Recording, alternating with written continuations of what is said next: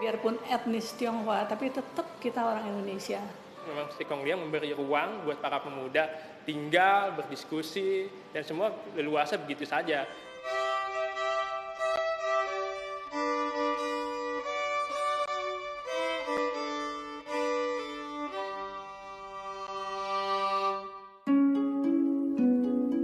Oktober 1928, lebih dari 700 pemuda berkumpul di rumah ini, di Jalan Keramat Raya nomor 106, Jakarta, untuk menghadiri Kongres Pemuda kedua.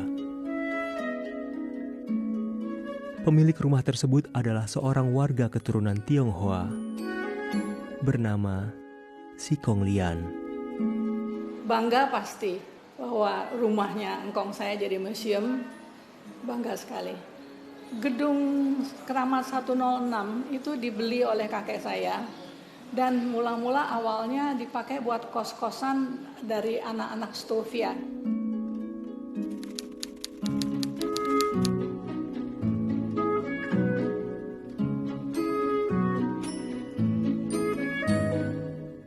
Waktu kita kecil, kalau kita lewati jalan Keramat Raya ini, orang tua saya suka bilang, ini loh rumah engkong co kamu, konco kamu Si Kong Liang itu.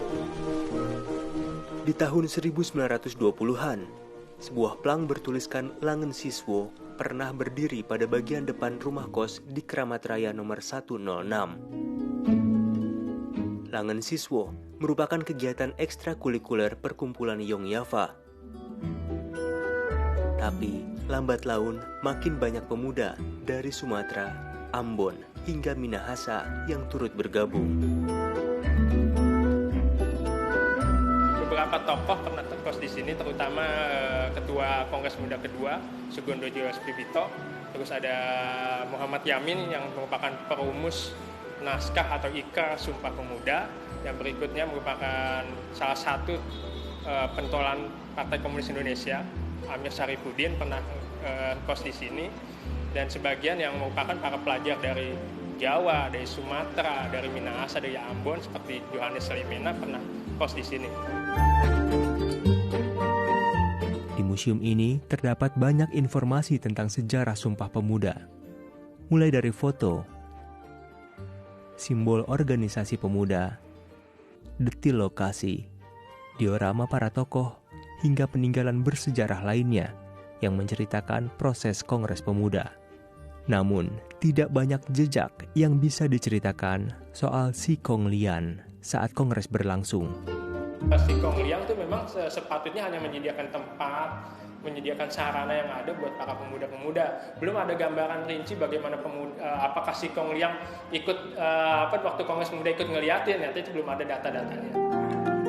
Bukan hanya pihak museum, keluarga pun tidak mempunyai informasi soal jejak Si Kong Lian saat Kongres berlangsung. Nggak pernah dengar si engkongnya itu ada di mana gitu. Nggak pernah. Si Kong Lian sendiri sehari-harinya tidak tinggal di rumah yang kini jadi museum tersebut. Pria yang berprofesi sebagai pedagang kasur itu tinggal di rumah lainnya di Jalan Senen Raya, tak jauh dari rumah Keramat Raya 106. Kini rumah tersebut dijadikan tempat praktek generasi keturunannya yang berprofesi sebagai dokter. Ini adalah kamar Si Kong Lian. Hidup dan meninggalnya di kamar ini. Bukan di rumah sakit karena stroke meninggalnya tahun 54. Di museum tidak ada satupun foto Si Kong Lian yang terpasang. Pihak museum berdalih selama ini tidak mendapat banyak informasi terkait Si Kong Lian. Beberapa informasi dan foto-foto yang selama ini beredar di internet pun tidak akurat. Apalagi generasi keturunan Si Kong Lian baru mendatangi dan memberitahu pihak museum pada tahun 2018 lalu bahwa mereka adalah keturunan langsung dari Si Kong Lian. Beberapa foto yang memang pada saat itu banyak beredar di internet, itu informasi cukup menyesatkan. Karena apa? Karena memang yang mereka publikasikan itu bukan Si Kong Liang. Parahnya malah ya foto yang dipublikasikan itu foto pengusaha salah satu bank ternama, yaitu Lim Xiaoyong. Kesalahan fatal soal sosok Si Kong Lian di internet itulah yang akhirnya membuat generasi keturunan Si Kong Lian mulai bergerak tahun 2018 lalu. Terus saya juga searching di Google, masukkan kata Si Kong Lian, foto yang keluar tuh sama sekali bukan foto Si Kong Lian yang benar. Kalau kita baca-baca di media online, nama Si Kong Lian itu disebut, tapi tidak banyak yang mengetahui siapa itu Si Kong Lian. Ya. Dan berawal dari situlah saya tergelitik untuk membenarkan sejarah.